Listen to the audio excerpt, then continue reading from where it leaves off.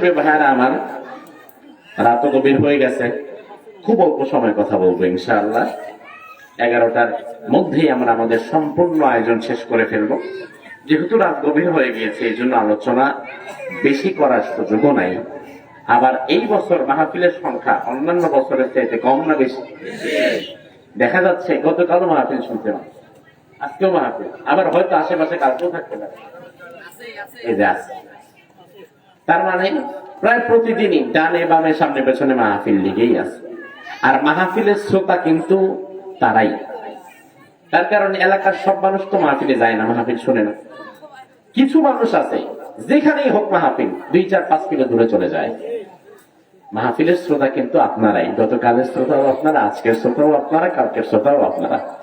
এই জন্য বেশি রাত হবে না ইনশাআল্লাহ।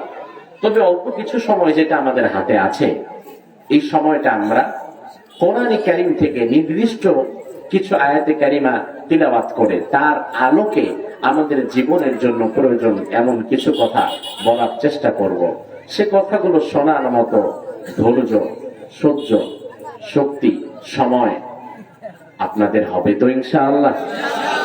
হবে না ভাই ইনশাআল্লাহ? আসুন কোরআনে কারীমের মূল আলোচনায় প্রবেশ করার পূর্বে আমরা একবার শয়তানের ওয়াসওয়াসা থেকে আল্লাহর দরবারে আশ্রয় চাই।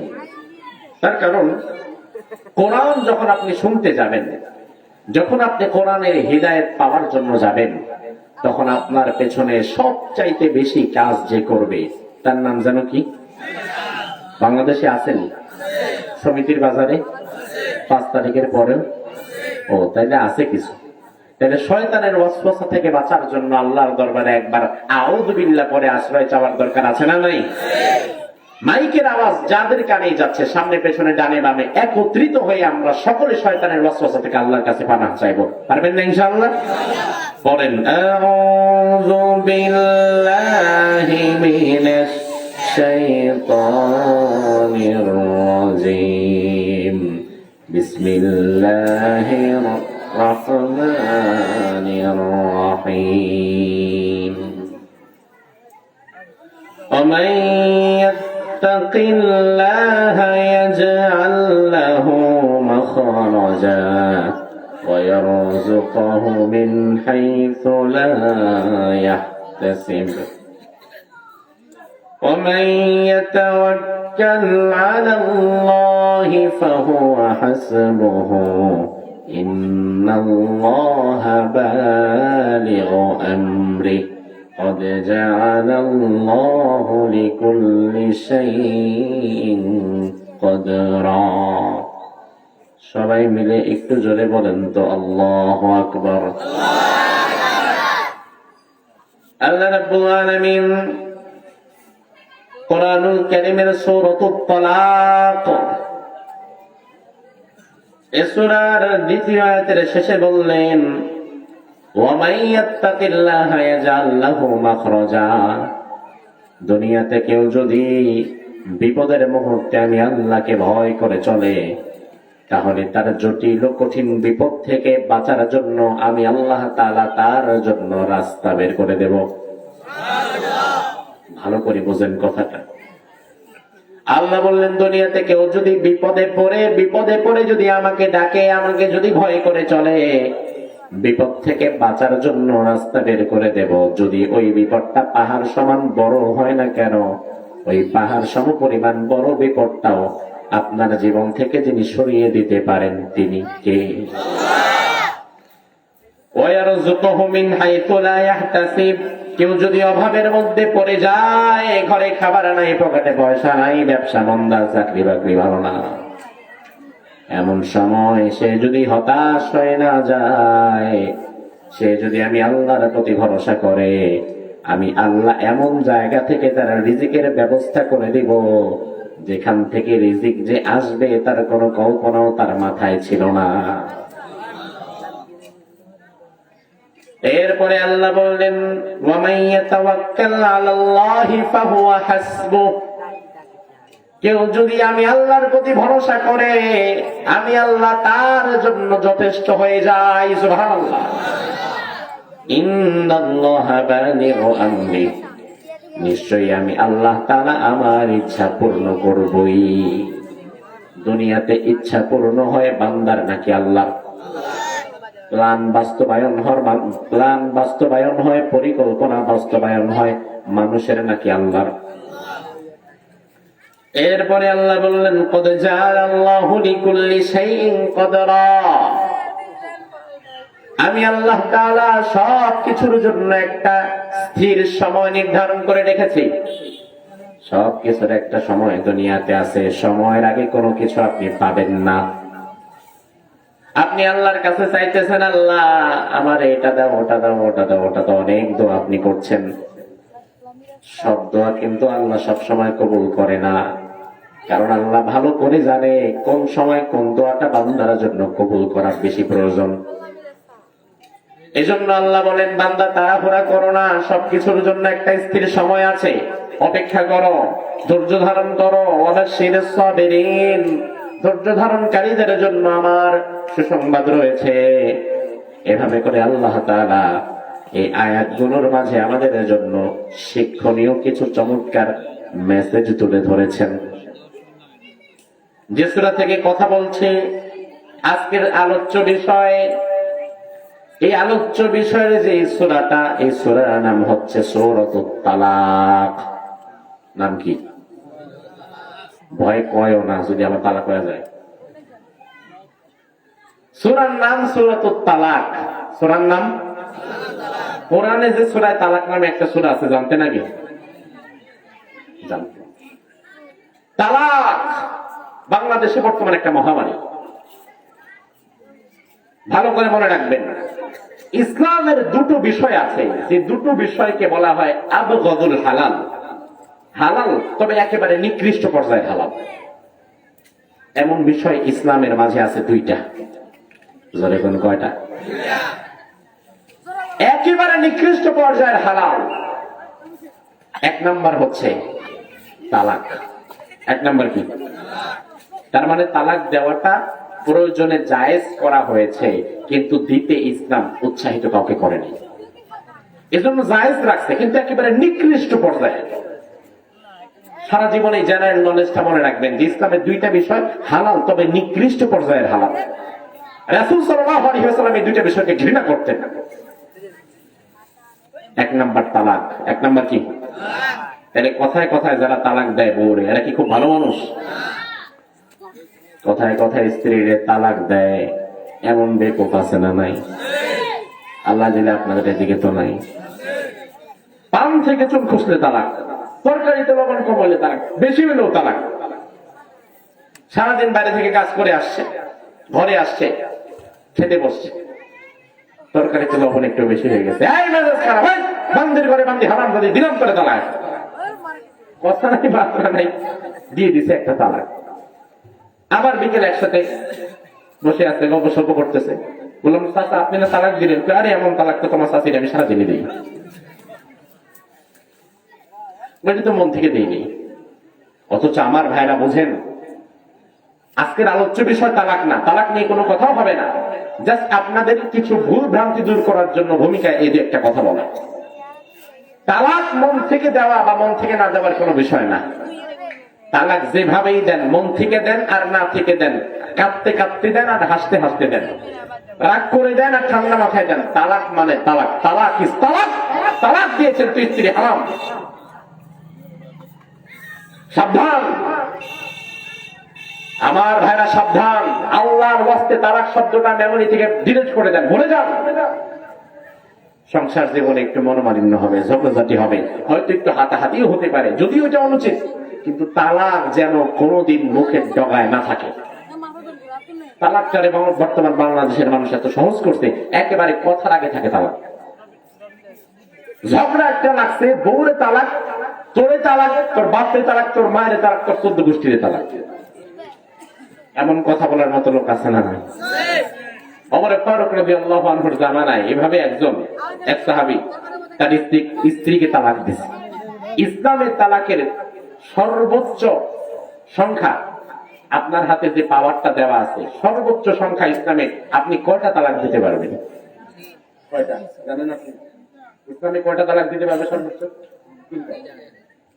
সর্বোচ্চ 3টা, 1 2 3, ব্যাস, এরপরে আর সুযোগ আছে? এখন একজন সাহাবী তার স্ত্রীরে তালাক দিছে 100টা। হ্যাঁ, 100 তালাক দিলাম, আমাদের মতো স্বভাব। হ্যাঁ, 100 তালাক দিয়েছে।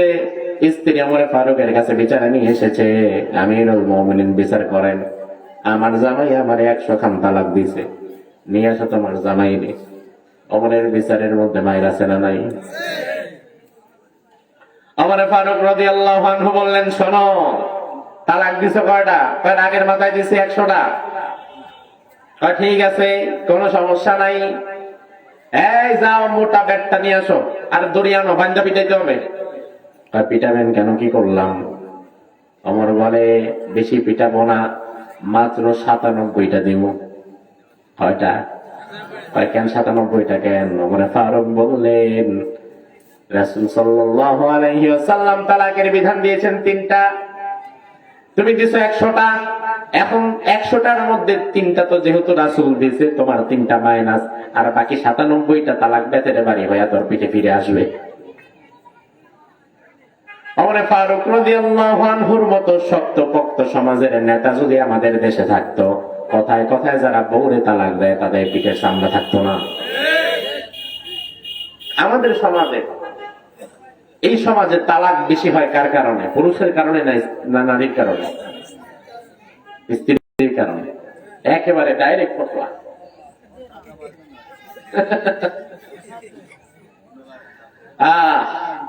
উভয়ের দোষ আছে না নাই? হ্যাঁ, এই যে ভাই বলছে উভয়ের দোষ আছে, এটাই বাস্তব। তার কারণ আপনি পুরুষ মানুষ, আপনি দুধে দোয়া তুলসী পাতা না, আপনি আপনার স্ত্রীর অবদানকে ভুলে যান। হ্যাঁ, স্ত্রীরও কিছু দোষ আছে, সে বুঝে কম, কথা বলে বেশি। তবে আল্লাহ তাআলা বলছেন, ওয়ালা তানসাউল ফাদলা বাইনাকুম, তোমাদের একের প্রতি অপরের অনুগ্রহ তোমরা ভুলে যেও না। ইসলামের 2টা নিকৃষ্ট বিষয়, একটা তালাক, আরেকটা কি বলতে পারবেন? মাশাআল্লাহ, জানেন? ইসলামের 2টা নিকৃষ্ট বিষয়, একটা তালাক, আরেকটা ভিক্ষা করা। ভিক্ষাবৃত্তি রাসূল অনেক ঘৃণা করতেন। বাংলাদেশে যতদিন যায় ভিক্ষুকের সংখ্যা কি কমে না বাড়ে? এবং এটাকে একটা পেশা বানায় ফেলছে। গ্রাম অঞ্চলে খুব একটা নাই, আমি যেহেতু ঢাকা থাকি, ভাইও ঢাকায় যায়, ভাই দেখে। শহর অঞ্চলে ভিক্ষাতে একটা আর্ট, ভিক্ষুকেরা মাশাআল্লাহ এক একজন আর্টিস্ট। এমন অঙ্গ ভঙ্গি করে ভিক্ষা করবে, সুস্থ মানুষ হাতের নিচ দিয়ে পা, আবার পায়ের নিচ দিয়ে মাথা, এমনি মুড়ায় টোড়ায় আপনার সামনে আসবে ভিক্ষা টিক্ষা নিয়ে। বিকাল বেলায় আল্লাহ দিলে সবকিছু ঠিকঠাক করে একবারে জয়েন্ট টয়েন্ট ঝাড়া দিয়ে সুন্দর করে গাড়ি একটা আসবে, গাড়ি পিঠে বাড়ির দিকে চলে যায়। বহু ভিক্ষুকের ব্যাংকে টাকাও আছে, 4তলা 5তলা বাড়িও আছে। চিন্তা করেন এবার, কোনোভাবেই এই ভিক্ষা করা এখন তাদের নেশা হয়ে গেছে। এই ভিক্ষা বৃত্তি থেকে আমাদেরকে বের করতে হবে। আপনি যদি দেখেন কোন ফ্রড ভিক্ষা করতেছে, সে আসলে ভিক্ষুক না, বা ভিক্ষা করার জন্য সে উপযুক্ত না, এমন লোককে ভিক্ষা দিবেন না।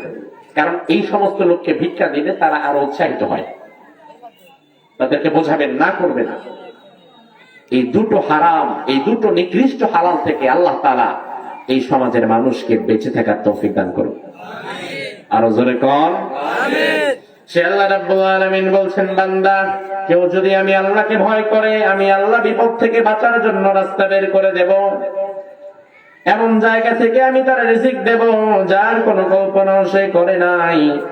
আর কেউ যদি আমার উপর ভরসা করে, আমি আল্লাহ তার জন্য যথেষ্ট হয়ে যাব। এবার আমার ভাইয়েরা জবাব দেন, ভরসা করতে হবে দলের উপর, নেতার উপর, নাকি আল্লাহর উপর? এক আল্লাহর উপর ভরসা করে চলতে হবে। তার কারণ তুমি যদি দলের উপরে ভরসা করো, তোমার দল চিরদিন ক্ষমতায় থাকবে না। তুমি যদি তোমার নেতা নেত্রীর উপরে ভরসা করো, তোমার নেতা নেত্রী চিরকাল ক্ষমতায় থাকবে না। বিপদে পড়লে তোমারে পালাইয়া তোমার নেতা নেত্রী আগে ভাগে প্লেনের টিকিট কেটে পালায়া যাবে। ভরসা করবে একে অন্যের উপরে, যিনি কখনো তোমাকে ছেড়ে চলে যায় নাই। মায়ের পেটে যখন তোমার কেউ ছিল না, তখন আল্লাহ তাআলা তোমারে খাইয়ে পরিয়ে রেখেছেন। আবার দুনিয়াতে যখন তুমি এসেছো, সেই আল্লাহ তোমাকে দেখে শুনে রেখেছেন। কবরের জীবনে যখন তোমার কেউ থাকবে না, তখন যিনি থাকবেন তিনি কে? তাইলে ভরসা করা লাগবে একমাত্র কার উপরে?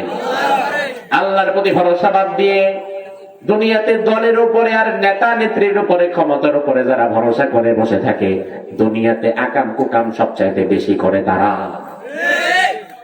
এটা বাস্তব, পরীক্ষিত, প্রমাণিত। বিগত দিনে আল্লাহর চিন্তা, পরকালের চিন্তা, আখিরাতের চিন্তা বাদ দিয়ে শুধুমাত্র দলের কথা শুনে যারা মানুষের উপরে জুলুম করেছে, অত্যাচার করেছে, এই লোকগুলো যদি আল্লাহর প্রতি ভরসা করতে পারত করার মতো, তাইলে মানুষের উপরে এত অত্যাচার করতে পারতো না। আখিরাতের ভয় যদি তাদের থাকতো, তাইলে কোনো মানুষকে তারা অত্যাচার করতে পারতো না। পশুর চাইতে খারাপ হয়ে যায়। আল্লাহর ভয় যাদের নাই, পরকালের চিন্তা যাদের নাই, সেন্স অফ অ্যাকাউন্টেবিলিটি, আখিরাতের চিন্তা যাদের নাই, বিশ্বাস করেন তারা মানুষ না, তারা জানোয়ারের চাইতেও খারাপ হয়ে যায়। জানোয়ার বললাম, একেবারে জানোয়ার বললাম, তার কারণ কুকুর একটা জানোয়ার, ছাগল একটা জানোয়ার, পশু শূকর একটা জানোয়ার। তারা জানোয়ারের চেয়ে খারাপ হয়ে যায়। প্রমাণ নেন, একটা কুকুর কোনদিন 10টা কুকুরকে মেরে ফেলতে পারে? বুঝে না পাবলিক, পারে? একটা ছাগল কোনদিন 10টা ছাগলকে মেরে ফেলতে পারে? একটা ঘৃণিত শূকর জীবনে 100 শূকরকে মেরে ফেলতে পারে? কিন্তু মানুষের মধ্যে যাদের মাঝে আল্লাহ পরকালের ভয় নাই, তারা প্রয়োজনে ক্ষমতায় টিকে থাকার জন্য হাজারো মানুষকে, লাখো মানুষকে মেরে ফেলতেও দ্বিধা করে না। এটা জানোয়ারের চেয়ে খারাপ হয়ে যায়। আজ সত্য কোনদিন চাপা থাকে না, চিরকাল কারো অপরাধ গোপন থাকে না। অপরাধ আল্লাহ একদিন না একদিন বের করবে। আজ আমরা দেখলাম বিগত আওয়ামী শাসনে এক ব্যক্তিকে গুম করা হলো। তার স্ত্রী থানায় গেল স্বামীর খোঁজ নেওয়ার জন্য। তার স্ত্রীকে জোর করে ধরে বেঁধে র্যাবের একজন কর্মকর্তা, আলিফউদ্দিন নাম, তার স্ত্রীকে ধরে বেঁধে থানার ভেতরে ধর্ষণ করলো। স্বামীর গুম করছে, স্বামীর খোঁজ নেওয়ার জন্য একজন মানুষ গেছে। আমার ভাই ভিন্ন পথের একটা রাজনীতি করে, সে আওয়ামী লীগ করে না, বিএনপি করে। সে গ্রেফতার হলো। তাকে বাঁচাবার জন্য তার স্ত্রী সন্তান তো যেতেই পারে। একজন মুসলিম মানুষ গ্রেফতার হয়েছে, তাকে দেখার জন্য, তার খোঁজ নেওয়ার জন্য স্ত্রী গেছে থানায়, স্ত্রীর পর্যন্ত ধর্ষণ করেছে। কত বড় জানোয়ার! একবার, দুইবার না, 3বার। এমনকি রমজান মাস, রাত্রেবেলা লাইলাতুল কদর, শবে কদরের রাতের দিনের বেলায় তার স্ত্রী যখন তার খোঁজ নিতে গিয়েছে, তাকে জোর করে রোজা ভাঙ্গিয়ে তারপরে ধর্ষণ করেছে। যেটা আমাদের চিন্তায় রকম অকল্পনীয়। এতটা নিচে নামতে পারে মানুষ? অবশেষে সেই নারী দুঃখ কষ্ট সহ্য করতে না পেরে ইন্তেকাল করেছে, মরেই গেছে। ওই লোক এখন মুক্ত বাতাসে ঘুরছে, অথচ তার পুরা পরিবারটা তছনছ করে দিয়েছে একজন র্যাবের কর্মকর্তা। আপনারা অন্তর্বর্তীকালীন সরকারে যারা বসে আছেন, আমাদেরকে সংস্কারের গল্প শোনান। সংস্কার যদি করতে চান, এই সমস্ত ধর্ষক বিগত দিনে ক্ষমতাকে কাজে লাগিয়ে নিরীহ মানুষকে যারা ধর্ষণ করেছে, লুটপাট করেছে, হত্যা করেছে, সেই সমস্ত আলিফউদ্দিন নামক জালেমদেরকে সবার আগে আমাদের সামনে কফার দিয়ে দুনিয়া থেকে বিদায় করে দেন।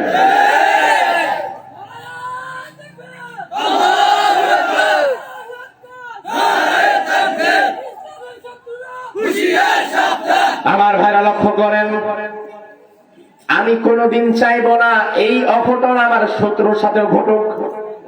এটা আমি চাইব না। মানুষের মৌলিক অধিকার বলতে তো একটা কথা আছে, মৌলিক অধিকারটাও যারা হরণ করে নেয়, বিশ্বাস করো ভাই, তাদের মাঝে কোনোদিন আখিরাতের জবাবদিহিতা থাকতে পারে। এজন্য আমরা সবসময় ভয় করব কাকে? সাহায্য চাইব কার কাছে? এই আয়াতগুলো নাযিল হওয়ার প্রেক্ষাপট হচ্ছে, একজন সাহাবী ছিলেন, নামটা মনে রাখবেন, নাম হচ্ছে আউফ বিন মালিক। ওই সাহাবীর নাম কি? আউফ বিন মালিক। বৃদ্ধ মানুষ, একেবারে মুরব্বী বাবাজিদের মতো শেষ বয়সে গিয়ে ইসলাম গ্রহণ করেছে। প্রথম দিকে ইসলামের দাওয়াত পায় নাই। আউফ বিন মালিক বুড়ো মানুষ, এত বড়, হাঁটতে চলতেও কষ্ট হয়, কোন কাজকর্ম করতে পারে না। তিনি, তার স্ত্রী আর তার একজন ছেলে ছিল, নাম হচ্ছে সালিম। এই সালিম বাবা আউফ বিন মালিক আর সালিমের মা আউফ বিন মালিকের স্ত্রী, এই তিনজনের ছোট একটা সুখী পরিবার। শেষ বয়সে তারা ইসলাম গ্রহণ করে। ইসলাম গ্রহণ করার পরে ইমানদারের জীবনে কিছু জটিল এবং কঠিন পরীক্ষা আছে না নাই? আউফ বিন মালিকের জীবনে পরীক্ষা চলে আসছে। আউফ বিন মালিক তো বুড়া হয়ে গেছে, কাজকর্ম করতে পারে না। স্ত্রীও বুড়ি, বুড়া বুড়ি ঘরে বসে থাকে, আল্লাহ বিল্লাহ করে, জিকির আজকার করে, নামাজ কালাম করে। আর একমাত্র উপার্জনক্ষম হচ্ছে একজন সন্তান, ছেলে। ছেলের নাম সালিম। ছেলের নাম কি? বাবার নাম আউফ বিন মালিক। ছেলে সালিম প্রতিদিন সকালবেলা বাহিরে চলে যায়, মাঠে গিয়ে কাঠ কাটে, কাজকর্ম করে, দুপুরবেলা বাসায় এসে ভাত টাত খায়, বিকেল বেলায় আবার এসে বাজার সদাই করে নিয়ে যায়। প্রতিদিন কাজ করে, যা পায় তা দিয়ে সংসারটা চলে। একদিন দেখা গেল ছেলে সালিম সকালবেলায় বাড়ি থেকে বের হয়েছে, দুপুরবেলা খেতে আর আসেনি। সন্ধ্যা গড়িয়ে রাত পার হয়ে যাচ্ছে, রাত্রিবেলায়ও একমাত্র উপার্জনক্ষম ছেলেটা বাড়ি ফিরেনি। আমার ভাইরা লক্ষ্য করেন, একজন বাবার 4-5টা সন্তান, আরেকজন বাবার একটাই সন্তান। বাবা কিন্তু দুজনেই, কিন্তু সন্তানের প্রতি ভালোবাসাটা বেশি থাকবে যার 5টা না যার একটা? যার একটা। যার 5টা, তার 4টা গেলে আরো 4টা আছে, আর যার একটা গেলে দুনিয়া অন্ধকার। সালিম রাদিয়াল্লাহু আনহু বাড়ি ফিরে নাই দিনের বেলায়। সন্ধ্যার আধার নেমে যায়, রাত্রি চলে এসেছে, তাও বাড়ি ফিরে নাই। এবার বৃদ্ধ মা এবং বাবার ভেতরে চিন্তা আছে না নাই? দুজনেই চিন্তা করে করে সারা রাত কাটিয়ে দিল। হারে, আমাদের ছেলেটা কোথায় গেছে? ছেলেটারে তো খুঁজে পাওয়া যাচ্ছে না। ছেলেটা তো কোনোদিন এইভাবে লেট করে বাড়ি আসে না। পরের দিন সকালবেলায় আউফ বিন মালিক দরজা যখন খুললেন, ছেলেকে খোঁজ করতে তিনি বাহিরে বের হবেন। বুড়ো মানুষ লাঠিটা নিয়ে যখন বের হচ্ছেন, দরজা খোলার পরে বাহিরে আসার পরে তিনি দেখলেন আউফ বিন মালিকের ঘরের দরজায় একটা তীর বিধানো। ওই তীরের মাথায় এমন একটা সাদা কাগজ, কাগজটা ভাঁজ করা, তার মানে কেউ ঘরের দরজায় একটা তীর বিদ্ধ করে তীরের মাথায় একটা চিরকুট চিঠি লিখে দিয়ে গেছে। আউফ বিন মালিক রাদিয়াল্লাহু আনহু বড় মানুষ, তীরটা খুললেন, চিঠিটা হাতে নিলেন। চিঠির মধ্যে লেখা আছে, আউফ বিন মালিক শুনে নাও, তুমি তো পূর্বে আমাদের সাথে মূর্তি পূজক ছিলা, মুশরিক ছিলা। হঠাৎ করে তুমি ইসলাম গ্রহণ করেছো। ইসলাম গ্রহণ করার অপরাধে তোমার ছেলে সালিমকে আমরা কিডন্যাপ করে নিয়ে গেছি। এবার তুমি যদি তোমার ছেলে সালিমকে জীবিত ফিরে পেতে চাও, 3 দিনের মধ্যে তোমার ছেলেকে ফিরে পেতে যদি চাও, তাহলে তোমরা আবার সপরিবারে দিন ধর্ম ইমান পরিত্যাগ করে আবার মুশরিক হবা, শিরিক করবা। এটা যদি করতে না পারো, তাইলে তোমার ছেলেরে ফিরে পাবা না। তোমার হাতে সময় আছে মাত্র 3 দিন। 3 দিনের মধ্যে 1 দিন কিন্তু গত রাত্রে অতিবাহিত হয়ে গেছে। তার মানে হাতে যখন চিঠিটা পেয়েছে, তখন সময় আছে আর মাত্র 2 দিন। কয়দিন? আমার ভাইরা লক্ষ্য করেন, আউফ বিন মালিক বুড়ো মানুষ, যুদ্ধ করা তো দূরের কথা, কাজ করার মতো শক্তি তো শরীরে নাই। ছেলে সালিমকে কাফেররা কিডন্যাপ করে নিয়েছে, কি করবে না করবে বুঝে উঠতে পারছে না।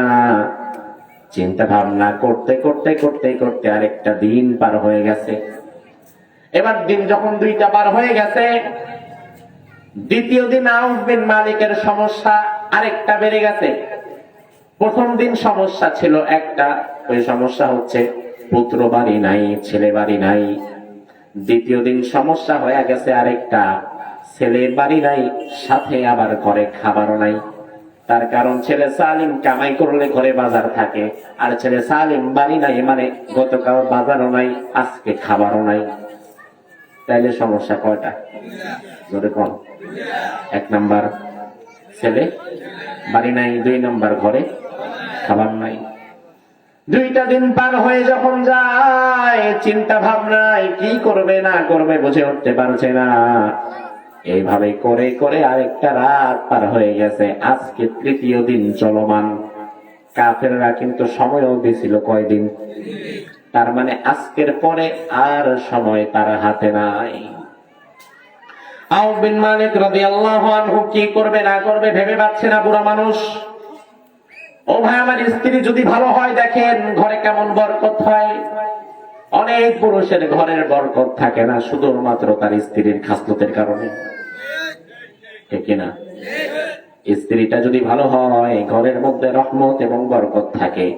আর স্ত্রীটা যদি খারাপ হয়, ওই ঘরের মধ্যে কোনো রহমত বরকত থাকে না। বহু পুরুষের উন্নতির পেছনে একজন নারীর হাত আছে, এই কথাটা বাস্তব।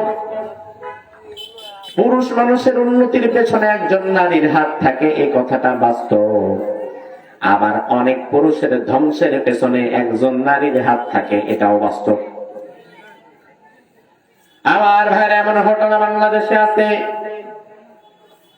প্রবাসে কাজ করে স্বামী 10 বছর, 15 বছর, 20 বছর, 25 বছর বিদেশের বাড়ির কাজ করেছে। দেশকে ফেলে, দেশের মাটি ফেলে, মা বাবা ভাই বোন বন্ধু বান্ধব ফেলে 20 বছর 25 বছর প্রবাসে থাকে। এমন সন্তানও আপনাদের এই জেলাতে আছে না নাই?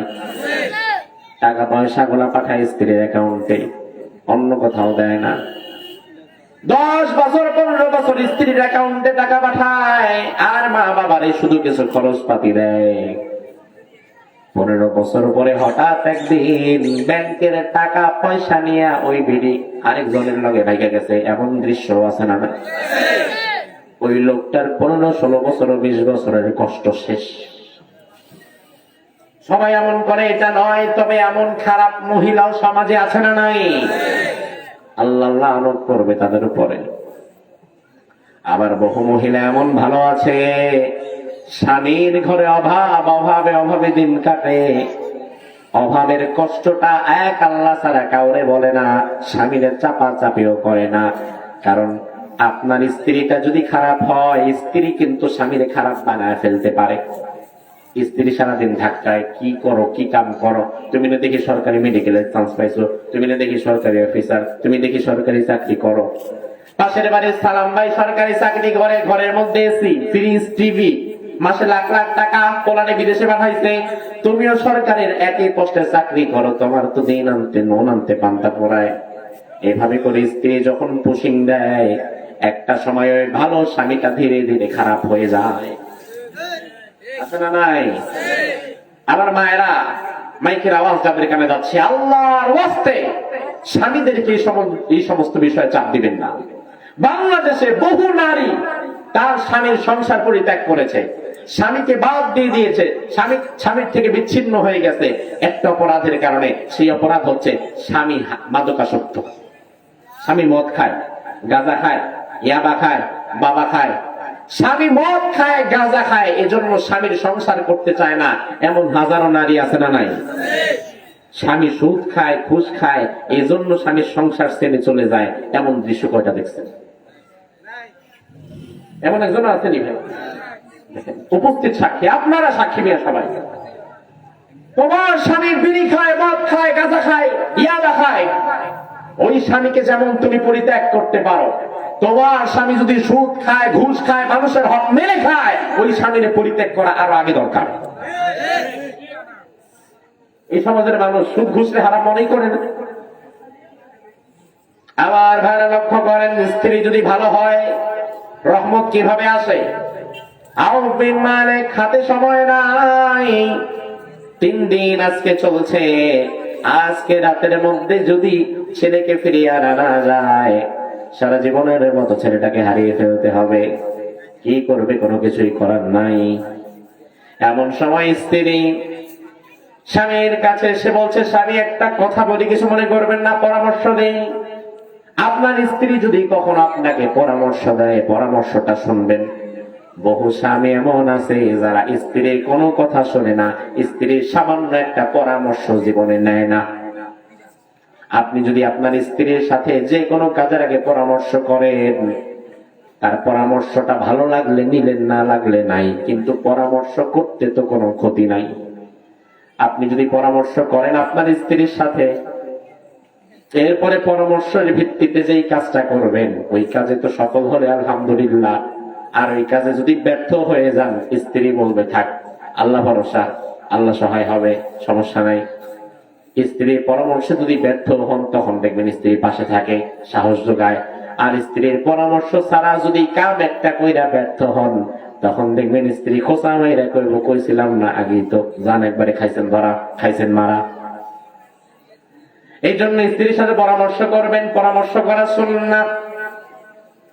স্ত্রী আউফ বিন মালিককে পরামর্শ দিল স্বামী, একটা পরামর্শ দেই। কি পরামর্শ দাও? স্ত্রী বলে স্বামী গো, আর ডানে বামে তাকাবার দরকার নাই, কি করবেন না করবেন চিন্তা করার দরকার নাই, আপনি একটু রাসূলুল্লাহর কাছে চলে যান, কারণ এমন বিপদে আমরা এখন আটকা পড়েছি, রাসূলুল্লাহ ছাড়া, আল্লাহ ছাড়া এই বিপদ থেকে আমরা এখন আর বের হতে পারবো? বের হতে পারা যাবে?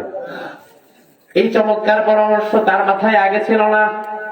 স্ত্রীর পরামর্শ শুনে আউফ বিন মালিক দৌড়িয়ে রাসূলুল্লাহর কাছে চলে গেলেন।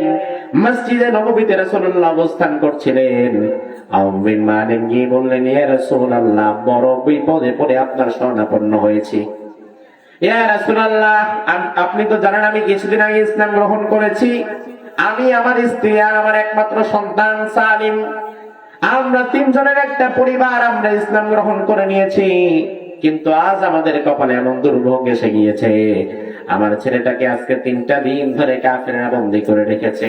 আমার কাছে চিঠি দিয়েছে, ঈমান যদি ছাড়ি ছেলেটারে ফেরত দিবে, আর ঈমান যদি না ছাড়ি ছেলেটারে মাইরা ফেলবে। আমার ছেলেটা 3টা দিন ধরে বন্দী আছে, কোনো কুল কিনারা করতে পারলাম না। আজকে আর বেশি হাতে সময় নাই, আপনার কাছে এসেছি। আপনি মেহেরবানি করে সাহাবায়ে কেরামের একটা ইউনিট আমার সাথে দেন, যারা যুদ্ধ করে জিহাদ করে আমার ছেলেটারে মুক্ত করে আনতে পারবে। এটা হচ্ছে আমার 1 নাম্বার সমস্যা, আমার ছেলে বাড়ি নাই। আমার 2 নাম্বার সমস্যা হচ্ছে আমার ঘরে কোনো খাবার দাবার নাই, কারণ আমার ঘরে খাবার দাবার আসার একমাত্র মাধ্যম ছিল আমার ছেলে সালিম। সালিম যেহেতু 2 দিন বাড়ি নাই, আমার ঘরেও আজকে আর কোনো খাবার নাই। আপনার কাছে 2 নাম্বার সমস্যাটা উত্থাপন করলাম, মেহেরবানি করে আপনি বাইতুল মাল থেকে কিছু খাবার দাবার আমারে দেন, যেন আমি বাড়ি গিয়ে খাইতে পারি, আর কিছু সাহাবী দেন যাদেরকে নিয়ে জিহাদের ময়দানে গিয়ে আমার ছেলেকে মুক্ত করে আনতে পারি। আল্লাহর হাবিব বললেন, আউফ বিন মালিক শুনে না, তোমার সমস্যা তো শুনলাম, কিন্তু 1 নাম্বার বিষয় হচ্ছে জিহাদ মুখের কথায় হয় না, যে চলো জিহাদ করি না, বরং জিহাদের জন্য পূর্বের একটা প্রস্তুতির দরকার আছে না নাই? কথা হয় না। কারণ হুট করে বললাম চলেন জিহাদ করি হবে না, জিহাদের জন্য ঢাল দরকার, তলোয়ার দরকার, অস্ত্র শস্ত্র দরকার। কে কোন পয়েন্টে জিহাদ করবে, কে ঘোড়ায় থাকবে, কার হাতে তীর থাকবে, কার হাতে তরোয়ার থাকবে, এটা তো আগে সাজাতে হবে। মূল বিষয় হচ্ছে সাহাবীদের মধ্যে যারা জিহাদ করার, তারা এখন কেউ বসে নাই, খেজুর পাড়ার মৌসুম চলে এসেছে, কেউ খেজুর গাছের ওখানে কাজ করে, কেউ খেজুর নিয়ে ইয়ামানে গেছে, সিরিয়াতে গেছে ব্যবসা করার জন্য। এই মুহূর্তে যদি আমরা জিহাদের প্রস্তুতি নিতেও থাকি, নিতে নিতে নিতে নিতে তাও মিনিমাম মাসখানেক লাগবে। এখন তোমার হাতে কি মাসখানেক সময় আছে নাকি? বলে না, আমার হাতে সময় আছে আর মাত্র কয়েক ঘন্টা। তাইলে এখন জিহাদের সৈন্য পাঠানোর মতো অবস্থা নাই, বিপদ সীমার কাছাকাছি চলে গেছো। 2 নাম্বার, তোমার ঘরে যে খাবার নাই। ও আউফ বিন মালিক, তুমি আমার ঘরটা চেক করে দেখো, আমি নবীর ঘরেও এখন আর কোনো খাবার নাই। দুপুর বেলায় আমি মসজিদে নববীতে বসে আছি, যে মুহূর্তে খাবার খেয়ে ঘরে বসে থাকা দরকার, ওই সময়টাতে আমি মসজিদের মধ্যে বসে আছি, আমার ঘরেও তো খাবার নাই রে আউফ। ও আউফ বিন মালিক, বাইতুল মালের দরজাটা খুলে দিলাম, তুমি গিয়ে চেক করে দেখতে পারো, বাইতুল মালের মধ্যেও 1 টুকরো রুটিও এখন আর অবশিষ্ট নাই। তার মানে তোমার ছেলেকে বাঁচাবার জন্য এই মুহূর্তে সৈন্য পাঠাবার মতো অবস্থাও নাই, আবার খাবার দাবার যে দিব ওই অবস্থাটাও নাই। আউফ বিন মালিকের মন খারাপ হয়ে গেল। আল্লাহর হাবিব বলেন, আউফ বিন মালিক, চিন্তা করো না, এই মুহূর্তে হয়তো আমরা সৈন্য পাঠাতে পারবো না, খাবার দিতে পারবো না, তবে আল্লাহ চাইলে তোমার সমস্যার সমাধান করার ক্ষমতা আল্লাহর আছে না নাই? আউফ বিন মালিক, শোনো, তোমার সমস্যা তো দুইটা বললাম, এই দুইটা সমস্যার জন্য আমি তোমার আমল দিব তিনটা। যেরকম কয়টা? আজকের আলোচনার মূল পয়েন্ট হচ্ছে এই তিনটা আমল। তার কারণ আউফ বিন মালিক জীবনে যেমন অপরাধ, যেমন ভয়াবহ বিপদের মধ্যে পড়েছে, আমরাও যদি জীবনে এমন কোন ভয়াবহ বিপদের মধ্যে পড়ি, যখন সামনে সব অন্ধকার, বাঁচার মতো কোনো উপায় নাই, এই তিনটা আমল যদি আমরা করতে পারি, তাহলে আমাদেরকে যিনি বাঁচিয়ে দিবেন তিনি কে? তিনটা আমল সর্বোচ্চ 10 মিনিট লাগবে। মনোযোগ দিয়ে শুনতে পারবেন তো ইনশাআল্লাহ? শেষ করে একসাথে মনোযোগ দিয়ে উঠে যাবো ইনশাআল্লাহ।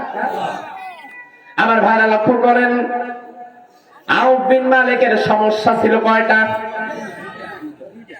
1 নাম্বার ছেলে বাড়ি নাই, 2 নাম্বার ঘরে খাবার নাই, আর 2টা সমস্যার জন্য রাসূলুল্লাহ ঔষধ দিবেন কয়টা?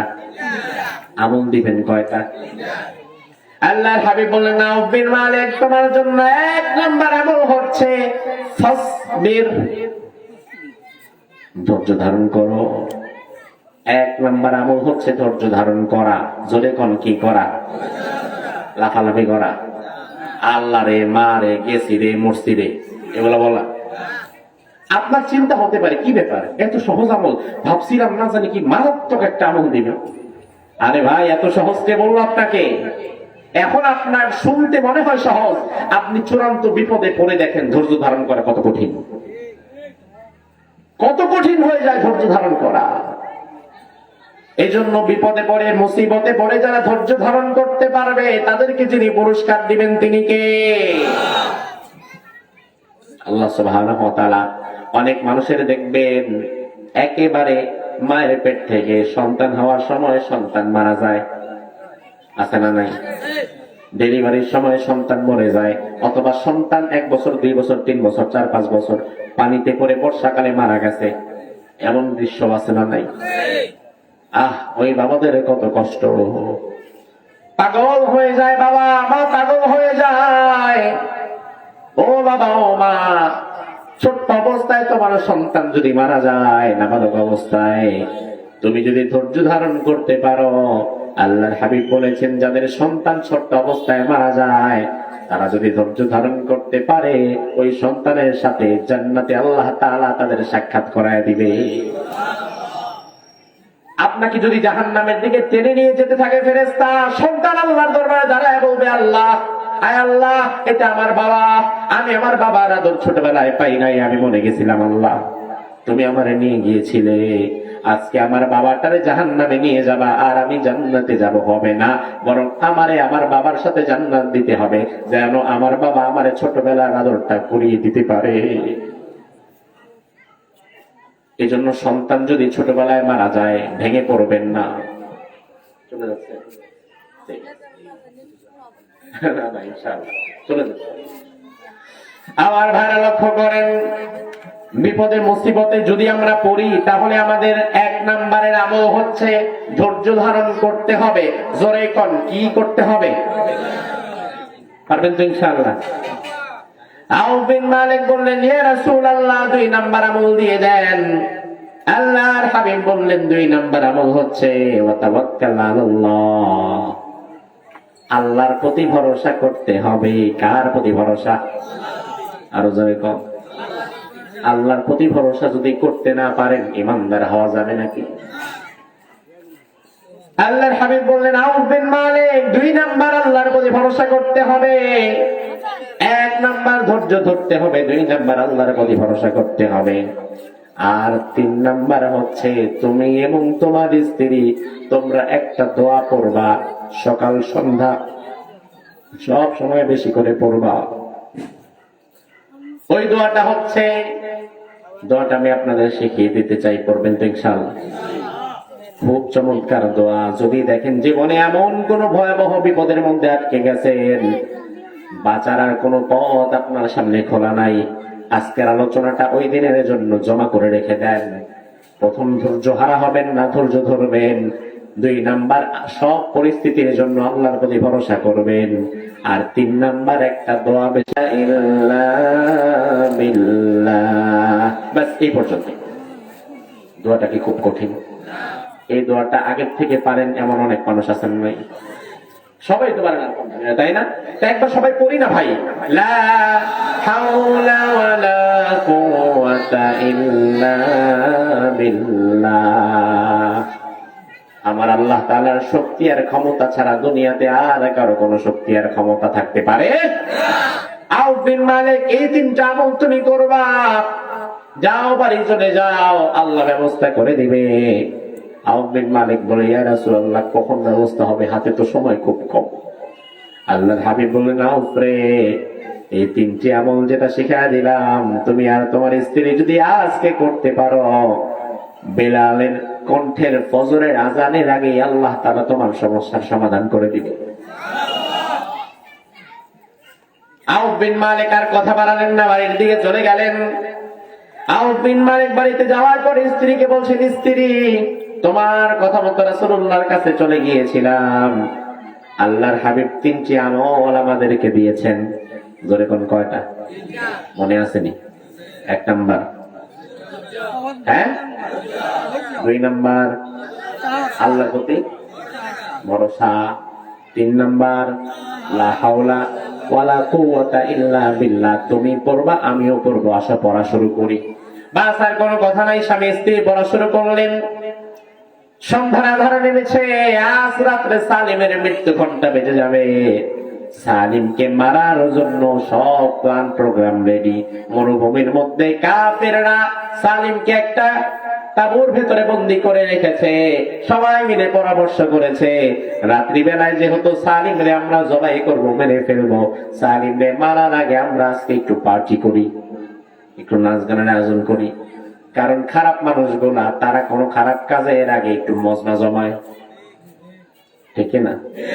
রাত্রেবেলা তারা একটু মদের পার্টির আয়োজন করছে, ছাগল টাগল জবাই করে ভোনা করতেছে, খাবে। এবার মদ যখন ঢক ঢক করে খাইছে, খাইতে খাইতে খাইতে খাইতে সব তাল হয়ে গেছে, ফিট হয়ে গেছে। সালিম রাদিয়াল্লাহু আনহু বলেন, কাফেররা একটা তাঁবুর ভেতরে আমার এই হাত এবং পা বেঁধে রেখেছিল। হাত দুইটা পেছন দিক থেকে বাঁধা, সামনের দিক থেকে না। পেছন দিক থেকে হাত দুটো বাঁধা, পা দুইটাও বাঁধা। আমাকে শুইয়ে রাখা হয়েছে উল্টা করে, আজকে রাত্রে আমাকে জবাই করবে। হঠাৎ করে রাত্রি বেলায় আমি টের পাচ্ছিলাম কে যেন আড়ালে হঠাৎ করে আমার হাতের বাঁধনটা আস্তে আস্তে করে খুলে দিচ্ছে। কাউরে দেখা যায় না, কিন্তু হাতের বাঁধনটা খুলতেছে, আমি বুঝতে পারছিলাম, অবাক হয়ে গেলাম। এরপরে আমি যখন হাতটা নাড়ালাম, আমি দেখি হাতের মধ্যে আর রশি নাই, রশি খুলে গেছে। এরপরে আমি আমার পায়ের রশিটাও নিজে নিজে খুলে ফেললাম, হাতের রশিও খুললাম, পায়ের রশিও খুললাম। হাত পায়ের রশি খোলার পরে এবার আমি চিন্তা করলাম বাড়ির দিকে যাওয়া যায়, তবে একটু দেখে শুনে আগাতে হবে, যেন আবার ধরার পরে না যাই। আমি আস্তে করে তাঁবুর চাদরটা একটু সরায় দেখতে চাইলাম বাহিরে কি হচ্ছে, কে আছে না আছে দেখি তো একটু। সালিম রাদিয়াল্লাহু আনহু বলেন, আমি যখন চাদরটা সরালাম, আমি দেখলাম বাহিরে শত শত কাফের মুশরিক, তার চেতনায় নাই, মদ খায়া কাল হইয়া সব ঘুমাইতেছে, সব একেবারে শেষ। ঘুমন্ত মানুষকে জাগ্রত করা যায়, কিন্তু যেটা মদ খায়া মাতাল হয়ে আসছে, ওর নেশা কাটার আগ পর্যন্ত যদি থাপড়ান, জুতো দিয়ে বাইরান, ওর জ্ঞান ফিরবে। সালিম রাদিয়াল্লাহু আনহু সবার মধ্য দিয়ে হাঁটতে হাঁটতে বের হয়ে যাচ্ছেন। যাওয়ার সময় সালিম চিন্তা করলেন, আহারে, আমি আমার পরিবারের একমাত্র উপার্জনক্ষম ব্যক্তি, আমি ছাড়া আমার বাড়িতে কেউ কাজ কর্ম করতে পারে না। ওরা আমার 2-3টা দিন বন্ধ করে রেখেছে। আজকে আমি যখন বাড়ি যাব, আমার বাবা মা খুশি হবে ঠিক আছে, কিন্তু ঘরে তো কোনো খাবার নাই, কারণ আমি ছাড়া ঘরে খাবার নিয়ে যাওয়ার মতো আর কেউ নাই। এক কাজ করি, যে কাফেরদের অনেক ছাগল উট এখানে চড়ানো অবস্থায় আছে। আগের যুগে ছাগল উট রাখার জন্য মানুষ আলাদা ঘর বানাতো না, মরুভূমির মধ্যে ছেড়ে দিয়ে রাখতো, রাখালে পাহারা দিয়ে। আউফ বিন মালিকের ছেলে সালিম চিন্তা করলো, এই কাফের গোষ্ঠী অনেক জায়গা থেকে ছাগল উট এগুলা ছিনতাই করে ডাকাতি করে নিয়ে আসছে। আমি যদি ওদের এখান থেকে একটা ছাগল নিয়ে যাইতে পারি, আমার পরিবারের একবেলা খাবার হবে, দু একদিন চলতে পারবো। এই চিন্তা করে তিনি একটা ছাগলকে নিতে যাবেন। একবার টান দিয়ে দেখে ছাগল আসে না, কারণ ছাগল এমন প্রাণী, আপনি যদি সামনে টানেন যাবে কোন দিকে? ডাইনে টানলে যাবে কোন দিকে? হ্যাঁ আমার ভাইয়েরা, এই জন্য দুনিয়ার সব নবীদেরকে আল্লাহ তাআলা মানুষের রাখালি করার আগে ছাগলের রাখালি করিয়েছিলেন। কারণ দুনিয়াতে ছাগল সবচাইতে ঘাট তারা প্রাণী। বিশ্বাস না হইলে ছাগল যদি কারো থাকে টেস্ট করে দেখবেন। আরেকজনের বাগানের মধ্যে মুখ দিতে, আরেকজনের খেত খাইতেছে, আপনি যখন রশি ধরে টান দিবেন, দেখবেন টানছেন যখন পা চারটা মাটির মধ্যে গাইরা দাঁড়ায় থাকবে, হেসরাবে, তাও আসবে না। টান দিবেন, যখন রশি ছেড়ে দিবেন এমন একটা ঝাড়া দিবে, যাবো না কি করবি, এমন একটা ভাব। এই যে ছাগল, দুনিয়ার সব নবীরা ছাগল চড়িয়েছেন। আল্লাহর হাবিব সাল্লাল্লাহু আলাইহি ওয়াসাল্লাম বলেন, মা বাআসাল্লাহু নাবিয়্যান ইল্লা রাআল গনাম। এই দুনিয়াতে এমন কোন নবী নাই যে নবীকে মানুষের নবুয়তের দায়িত্ব দেওয়ার আগে আল্লাহ ছাগলের দায়িত্ব দেয় নাই। এই জন্য ছাগল চড়ানো কি খারাপ? কথা বলে খারাপ? বরং এটা নবীদের সুন্নাত, ঠিক না? নবীরা ছাগল চড়িয়েছেন, ধৈর্যের পরীক্ষা দিয়েছেন। মাদিয়ানের নবী ছিল শুআইব আলাইহিস সালাম, মুসা নবীর শ্বশুর।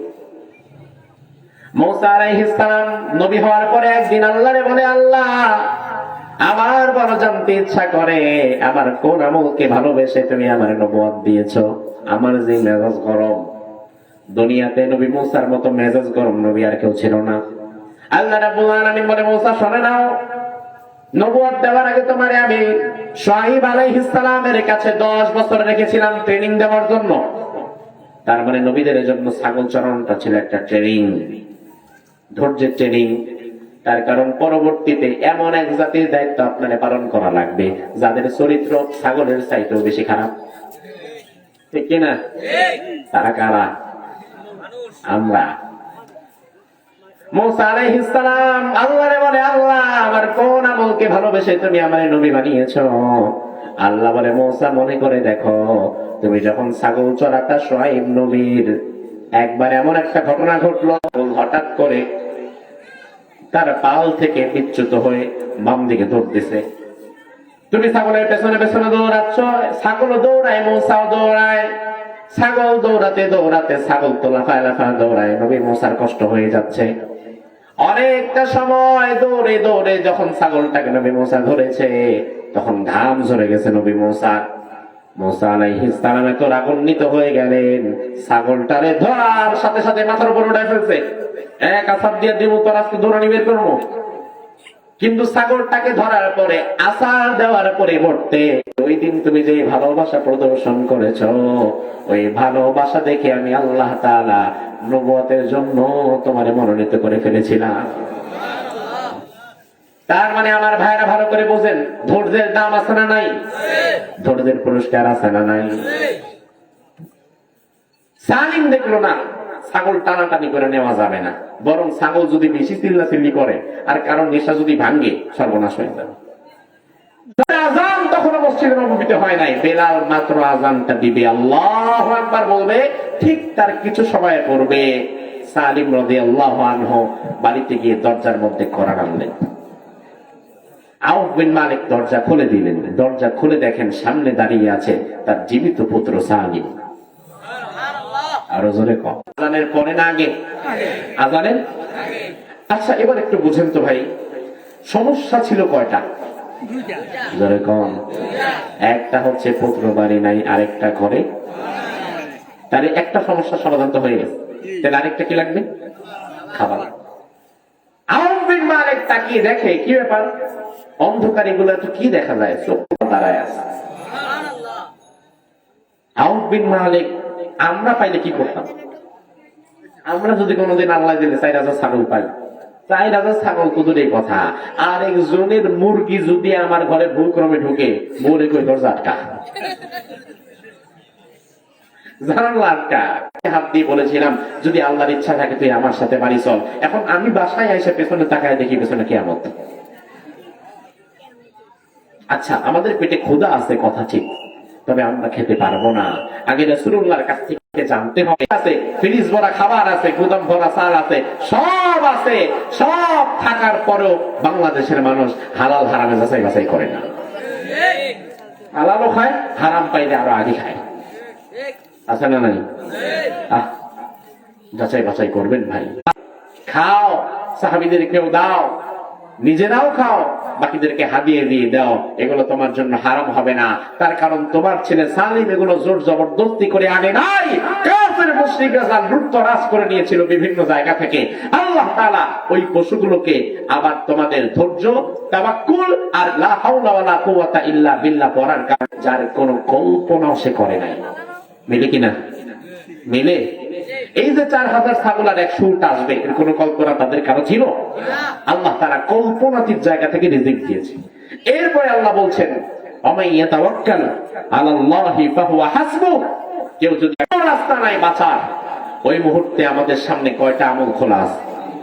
জোরে কোন কয়টা আমল করতে হবে? 1 নাম্বার ধৈর্য ধারণ, 2 নাম্বার আল্লাহর প্রতি ভরসা, মাশাআল্লাহ, 3 নাম্বার লা হাওলা ওয়ালা